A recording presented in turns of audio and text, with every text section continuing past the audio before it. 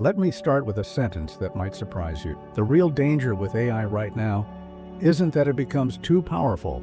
It's that we've convinced ourselves we already understand it.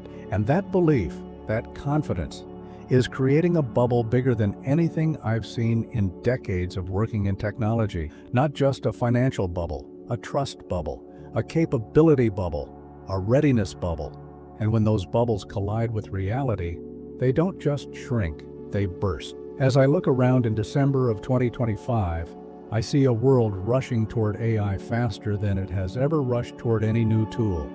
People talk about AI as if it's already the engine that will carry society through the next century. But what many don't see is the widening gap between what AI appears to be and what it actually is. And that gap is where the danger grows. Today, I want to talk directly and honestly about why this bubble is forming, what people are missing, and why the next few years will be more unstable than most realize. I'm not here to scare you. I'm here to explain why caution matters. Because once a bubble like this expands too far, it doesn't give us much time to react. When I say AI is surrounded by a bubble, I'm not talking about hype in the usual sense. Every new technology has hype. I lived through the rise of personal computers, the growth of the internet, and many waves of excitement that came after. But AI is different. Never in my lifetime have I seen a technology go from interesting experiment to planet-shaping force with this level of speed. This isn't a simple case of people being optimistic. It's a case of people misunderstanding the stage we're in. Businesses think AI is a switch they can turn on to fix everything overnight. Governments believe AI will instantly solve long-standing problems. And many companies treat AI like a tool that can scale forever without friction. None of those ideas match reality. Right now, expectation is running far ahead of actual capability. AI is being treated like something close to perfect, even though anyone who works with it daily knows it still struggles with basic tasks. People often forget that AI doesn't think. It doesn't understand the world the way you and I, and it predicts patterns. It follows data. It can produce answers that sound confident, but may be completely wrong. Yet because it speaks like a human, people assume it knows what it's saying. That assumption alone creates enormous risk. Another part of this bubble comes from the sheer speed of adoption. Speed is good when you're downloading an app. Speed is not good when you're reshaping entire industries or government systems. What we're seeing today is AI moving faster than the physical infrastructure that supports it. Training modern AI systems requires huge amounts of computing power, and even the largest data centers are struggling to keep up. I've seen the numbers myself. Energy demand is climbing in ways most countries aren't prepared for. We're building facilities in regions that are already dealing with energy shortages, and we're expecting them to support tools that consume more power every year. That's like trying to run a city on a single generator. It works for a little while, until it doesn't. There's also a growing gap between the people who build AI and the people who use it. AI doesn't reduce the need for skilled workers.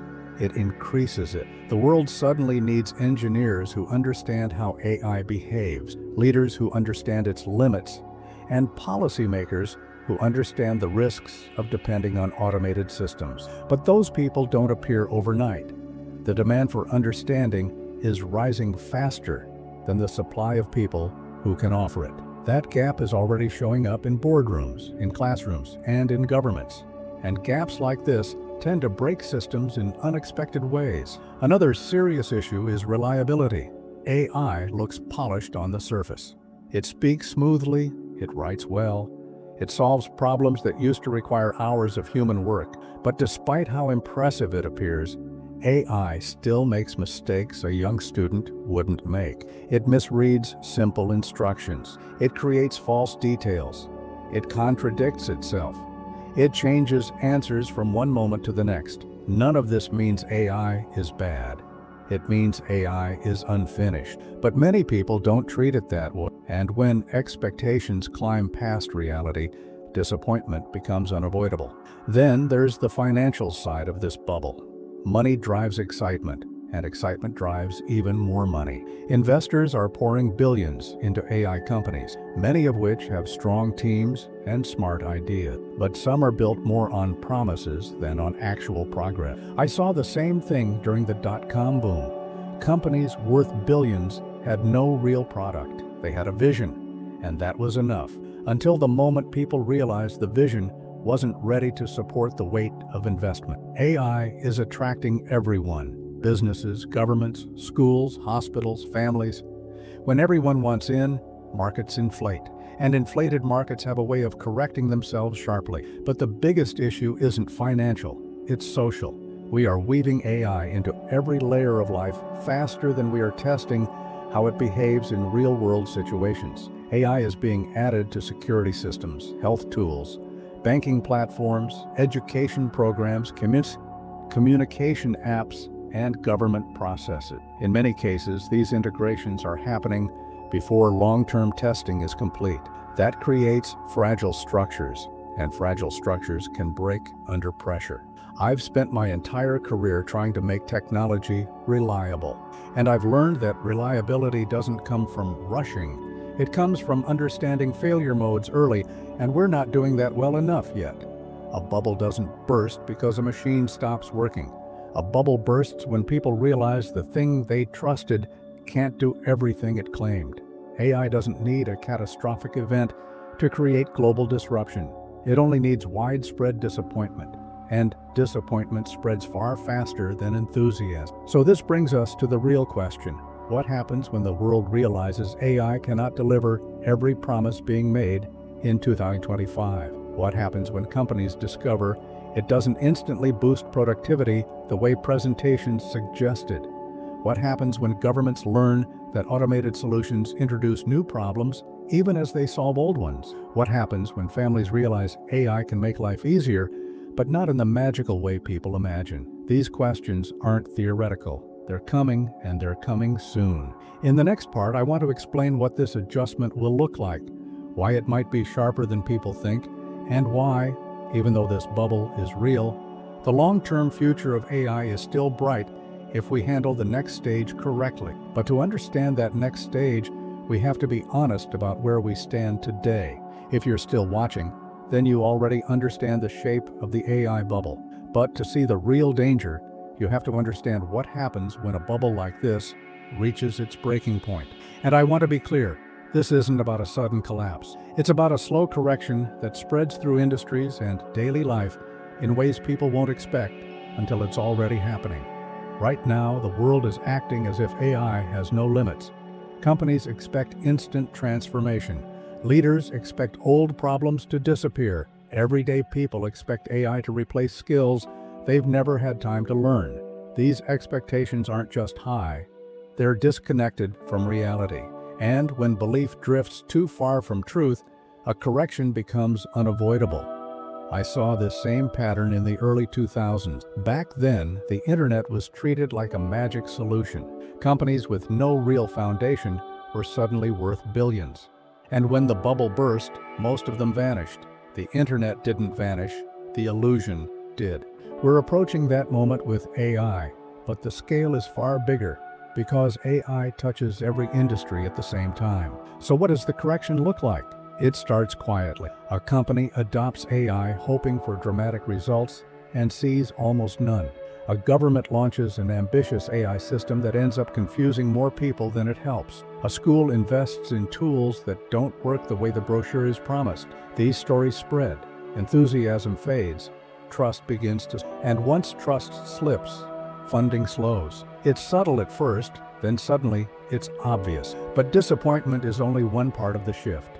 The deeper issue is dependency. Over the last 2 years, the world has built an enormous reliance on AI systems that are still unpredictable.